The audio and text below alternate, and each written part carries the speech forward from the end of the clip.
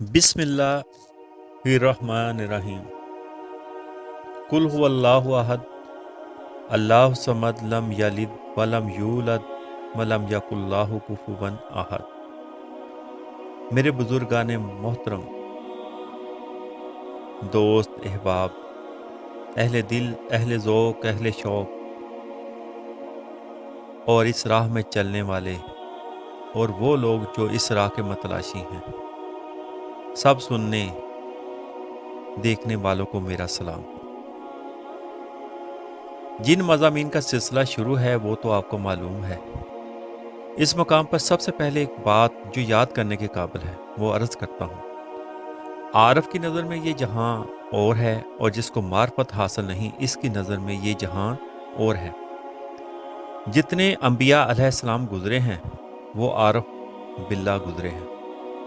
हज़रत आदम अलैहिस्सलाम से हजूर सल्लल्लाहु अलैहि वसल्लम तक सब के सब आरफ थे, मगर सब की मार्फत के अपने अपने मकाम हैं। किसी ने किसी मकाम पर मार्फत हासिल की, किसी ने किसी मकाम पर। सबसे ऊंची और आला मार्फत जिसको हासिल हुई वो हज़रत मोहम्मद सल्लल्लाहु अलैहि वसल्लम है। ये जो आप सुन रहे हैं, हज़रत ईसा अलैहिस्सलाम चौथे आसमान तक रह गए। ये जो सुना कि मेराज की रात हजूर सल्लल्लाहु अलैहि वसल्लम जब आसमान पर पहुंचे तो अंबिया से मुलाकातें हुई। किसी से पहले आसमान पर, किसी से दूसरे आसमान पर, किसी ने तीसरे आसमान पर सरकार से मुलाकात की, किसी से चौथे वगैरह पर मुलाकातें हुई। यानी हर एक के मरातब और मकामात के मुताबिक मुलाकातें हुई, यहाँ तक कि तमाम के मरातब ख़त्म हो गए। यानी जब तमाम मार्फतें ख़त्म हो गई, जहाँ कोई नबी मुरसल फरिश्ता ना पहुँच सका, तो वो हुजूर सल्लल्लाहु अलैहि वसल्लम की मार्फत का मकाम है। हजूर की मार्फत का मकाम और है और जिब्राइल की मार्फत का मकाम और है। एक बात आपको मालूम होगी कि फरिश्तों को तो मार्फत हासिल ही नहीं, फरिश्ता आरफ नहीं, मार्फत सिर्फ इंसान के लिए है। इस जगह पे हजरत अतार रहमतुल्लाह अलैह फरमाते हैं, कुदसियां राह इश्कस दर्द नेस्त, दर्द रा जुज आदमी दर खुर्द नेस्त। फरिश्तों के पास इश्क की दौलत तो है, दर्द की दौलत नहीं है। दर्द और गम की लज्जत से आदमी के सिवा कोई आशना नहीं। कुफर, काफरा, दीनदारा, जरा दर्द दले अतारा। अतार के जरा जितने दिल में इतना दर्द है कि इसके नजदीक काफर का कुफर पर कारबंद रहना भी दीन की अलामत है।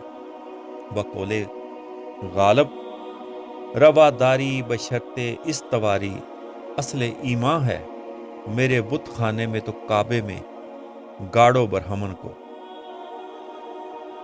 मगर फरिश्तों को इश्क तो है, मगर दर्द नहीं। दर्द आदमी के सिवा किसी का हासिल नहीं। कुफर काफर के लिए है और दीन दीनदार के लिए है। अता रहमतुल्लाह अलैह के लिए थोड़ा सा दर्द है। ये दर्द का मकाम आदमी का हिस्सा है, फरिश्ते इससे बेबहरा हैं। तो फिर सवाल ये पैदा होता है कि फरिश्तों का क्या मकाम है। तो इलामा इकबाल रहमतुल्लाह अलैह कलंदर लाहौरी फरमाते हैं, पूरो फरिश्ता है असीर मेरे तखयलात में, मेरी निगाह से खलल तेरी तजल्लियात में। हकीकत यह है कि जिसे हम कहते हैं मेरा ख्याल है, वो ख्याल क्या है? हमारा ख्याल, इसका ताल्लुक मेरे साथ भी है और आलम मलकूत से भी। और हाल ये है कि मेरा ख्याल मेरे और फरिश्तों के आलम के दरमियान वास्ता है।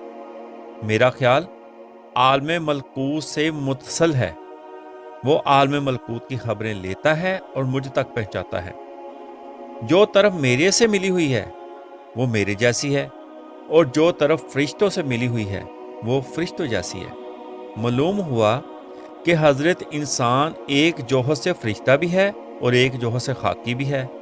इसी जगह पे एक बुजुर्ग फरमाते हैं, ए दिल जग जिसमें अगर पाक शवी, तू रूहे मजरदी बर अफलाक शवी। اے دل، اگر تو بدن کی تکلیف سے خود کو رہا کر لے تو تیری روح تنہا آسمان کی بلندیوں تک پہنچ جائے۔ اے دل، اگر تو جسم کے غم سے پاک ہو جائے، یعنی جسم سے بے نیاز ہو جائے، تو پھر مجرد و روح اور تیرا مقام افلاک پر ہے۔ اس خیال کو صوفیہ کی اصطلاح میں دل کہتے ہیں۔ جسم کا غم خیال کے پردے ہیں، دل کی میل ہے۔ اگر آسمان پر بادل نہ ہوں تو سورج کی کرنیں صاف صاف آتی ہیں، اگر ابر آلود ہوں تو کرنیں صاف نہیں آتی۔ اسی طرح اگر ہمارا خیال کثیف ہو جائے، میلا ہو جائے، گندا ہو جائے، تو عالم ملکوت کی نورانی تجلیات نہیں پڑتی۔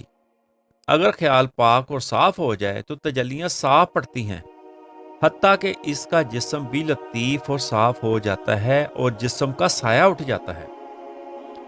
حضرت خواجہ اللہ بخش تونسوی رحمۃ اللہ علیہ چادر تان کر چلتے تھے۔ ایک دفعہ ایک درویش کے ہاتھ سے چادر چھوٹ گئی تو دیکھا کہ آپ کا سایہ نہ تھا۔ چادر اس لیے تان رکھی تھی کہ راز فاش نہ ہو جائے۔ حضرت خواجہ سلیمان توسوی تو جس نے دیکھا معلوم ہوتا تھا کہ ایک نور کا تودا پڑا ہے۔ یہ خیال کے صاف اور پاک ہونے کے اثرات ہیں، اور جو طرف ہمارے خیال کی فرشتوں کی طرف ہے وہ فرشتوں جیسی ہے، اور جو ہماری طرف ہے وہ ہمارے جیسی ہے۔ اگر مجھ پر حیوانی اور شیطانی صفات غالب آگے تو میں عین جسم ہو گیا اور فرشتوں والی خصلت سلب ہو گئی، اور اگر غلبہ ملکوتی صفات کا ہو گیا تو شہوت اور حیوانی صفات ختم ہو گئی۔ جیسے جن ابلیس اگر وہ فرشتہ بن سکتا ہے تو انسان بھی فرشتہ بن سکتا ہے۔ وہ جو میرا خیال ہے فرشتوں کے عالم کا ہم جنس ہے، اور جنس کا جنس میں سما جانا مشکل نہیں۔ یعنی میرا خیال اگر فرشتوں کے عالم میں سما جائے تو یہ مشکل نہیں۔ جب ایسا ہو جائے تو دیکھنے کو بندہ معلوم ہوگا، مگر اپنے صاف خیال کی وجہ سے لامکاں کی سیر کرتا ہے۔ اس جگہ پہ کیا خوب کہا ہے، صورتش برخاک جان در لامکاں، لامکانی فوق وہم سالکاں۔ صورت خاک پر اور روح لامکان میں ہے، لامکانی راہ عرفان کے مسافروں کے وہم و گمان سے اوپر ہے۔ دیکھنے میں صورت زمین پر نظر آتی ہے، مگر جان لامکان کی سیر کرتی ہے، اور لامکانی سالکوں کے خیال کی ہی بلندی ہے۔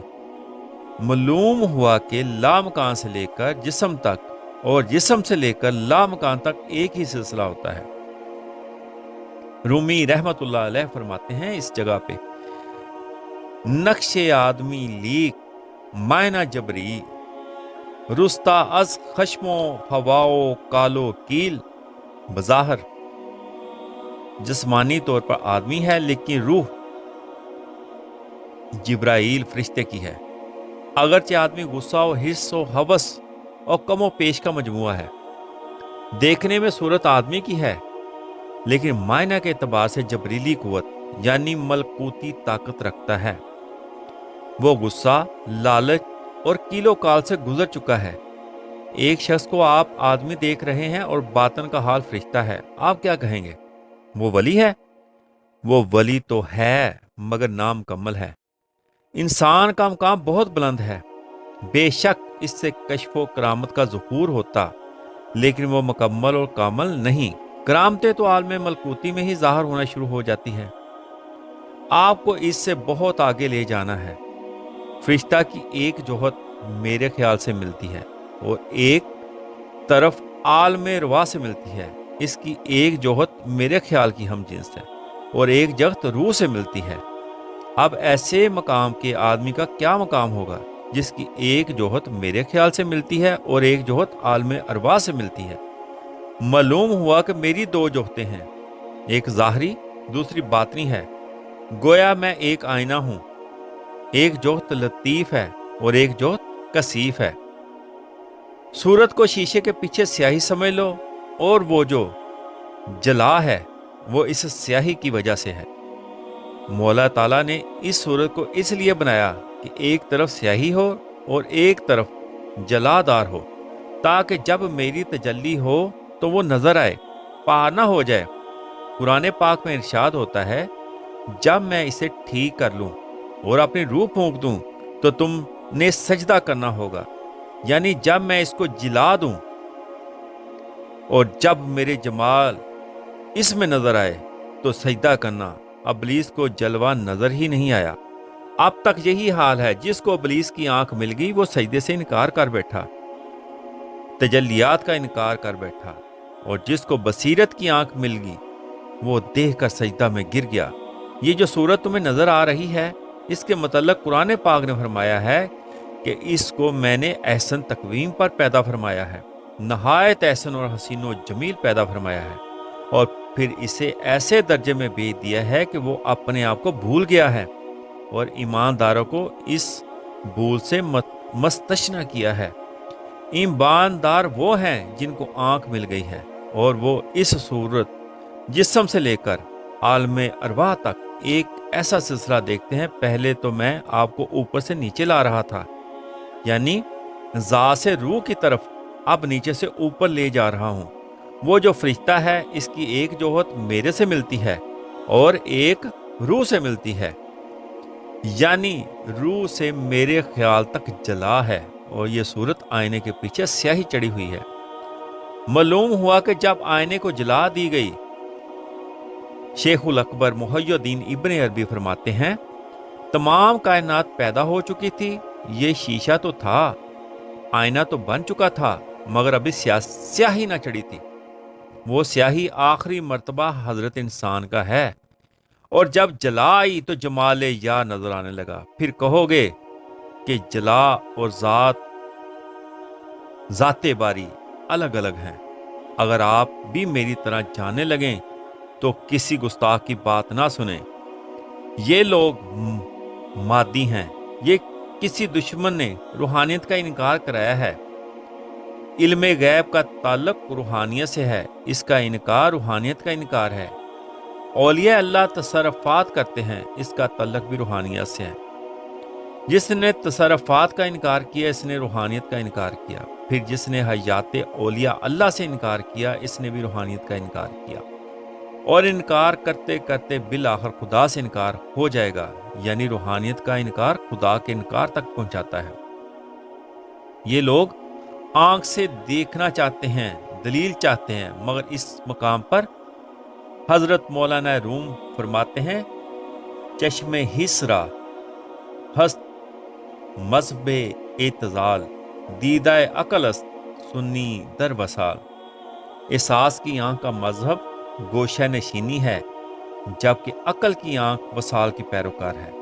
جو دیکھ کر ماننا چاہتے ہیں، ان کا مذہب اعتزال ہے، اور دیدہ عقل یعنی بصیرت کی آنکھ سے دیکھنے والے وصال کی منزل میں ہیں۔ خدا کی معرفت بصیرت سے ہے، بصارت سے نہیں۔ یہ وہابی معتزلہ ہے۔ حضور صلی اللہ علیہ وآلہ وسلم فرماتے ہیں کہ میں نے اپنے رب کو ایسا صورت میں دیکھا۔ اس مقام پر یہ سمجھ لینا چاہیے کہ جب آپ مجھے دیکھتے ہیں یا ستون کو دیکھتے ہیں تو ستون کی دوسری طرف نظر نہیں آتی، نہ ستون کا اندرون نظر آتا ہے۔ اگر حضور نے خدا کو ایسے دیکھا تو یہ صرف ایک طرف کا دیکھنا ہے، باطن کا تو دیکھنا نہیں ہے۔ پھر ایسا دیکھنے میں دو وجود لازم آتے ہیں، جو شرک ہے۔ ذات باری تعالیٰ فرماتے ہیں کہ میں تو تمہیں ایسا دکھانا چاہتا ہوں کہ جیسے تو اپنے آپ کو دیکھے، اور حضور نے پھر کیسے دیکھا؟ اور باطن نے ظاہر کو دیکھا۔ دو وجود نہیں، ایک مرتبے نے دوسرے مرتبے کو دیکھا۔ اب ذرا غور کرو کہ جس نے ایسا دیکھا ہو، اس کا کیا مقام ہے؟ اور حضور صلی اللہ علیہ وآلہ وسلم نے فرمایا کہ جو کچھ زمینوں اور آسمان میں ہے میں نے جان لیا، مگر حضور تو ایسے مرتبہ میں ہے جہاں زمینوں اور آسمانوں کا ذکر ہی نہیں۔ یوں سمجھو کہ حضور کا وہ مرتبہ ہے جس میں تمام کائنات مجمل ہے، اور ایک مرتبہ وہ ہے جو ذات ہے، جیسے میری صورت ظاہر ہو اور میرا باطن باطن ہو۔ حضور صلی اللہ علیہ وآلہ وسلم نے ظاہر صورت میں زمین و آسمان دیکھا۔ اصل میں بات یہ ہے کہ ذات نے بتایا کہ تو نے سب کچھ دیکھا، مگر یہ زمین و آسمان تم سے باہر نہیں۔ اور حتیٰ کہ میں بھی باہر نہیں۔ پھر ارشاد ہوتا ہے کہ ذات باری تعالیٰ نے اپنے ہاتھ میرے دونوں شانوں کے درمیان رکھ دیے اور میں نے اس کی ٹھنڈک اپنے سینے میں محسوس کی۔ یہ جملے بغل گیر ہونا بتاتے ہیں، دوئی کا شک ہوتا ہے، مگر یہ صرف سمجھایا گیا ہے۔ ہم ایسے ہی سمجھ سکتے ہیں، ورنہ اس مرتبے کو ہم نہیں سمجھ سکتے۔ یہ وصال ایسے ہی ہے جیسے برف اور پانی کا وصال ہے۔ وصال بھی ہے اور دوئی بھی نہیں۔ وصال ہے، مگر اے محبوب میں اور نہیں اور تو اور نہیں۔ یہ تو اللہ اور اس کے رسول کا وصال ہے۔ عشق نے تو بڑے بڑے کام کیے ہیں۔ مجنو کے خناق نکل آیا، فساد نشتر لگانے لگا تو مجنو چیخنے لگا۔ فساد نے کہا ابھی تو نشتر پکڑی ہی ہے اور تم بے تاب ہو گئے ہو۔ مجنو نے کہا میں اس لیے نہیں ڈرتا کہ درد ہوگا یا کوئی تکلیف ہوگی، مجھے تکلیف اس بات کی ہے کہ کہیں ایسا نہ ہو کہ نشتر لیلا کے لگ جائے، کیونکہ میں اس کے عشق میں سر تپا لیلا ہو چکا ہوں۔ کیونکہ مجنو نہیں رہا، سر تپا لیلا ہی لیلا ہے۔ عشق تو دو کو ایک بنا دیتا ہے، یہ عشق کا کرشمہ ہے۔ اور پھر عشق لیلا اور مجنو کے درمیان میاں جب خدا عاشق ہو اور محمد معشوق ہو، وہاں نتیجہ کیا نکلے گا، کیا کمال ہوگا۔ کعبہ قوسین او ادنا کہہ کر سمجھایا، فا اوہیا الا ابدہی ما اوہیا کہہ کر سمجھایا۔ قرب دو وجوہ چاہتا ہے، مگر کعبہ قوسین او ادنا میں قرب کیسا ہے؟ وہاں تو دوئی ہے ہی نہیں۔ وہاں قرب ایسے ہے جیسے پانی اور برف میں قرب ہے۔ قرب بھی ہے مگر دوئی بھی نہیں۔ کیا کریں؟ دو کہیں تو مشرک ہو جائیں، ایک کہیں تو وہاں بھی نہیں چھوڑتا۔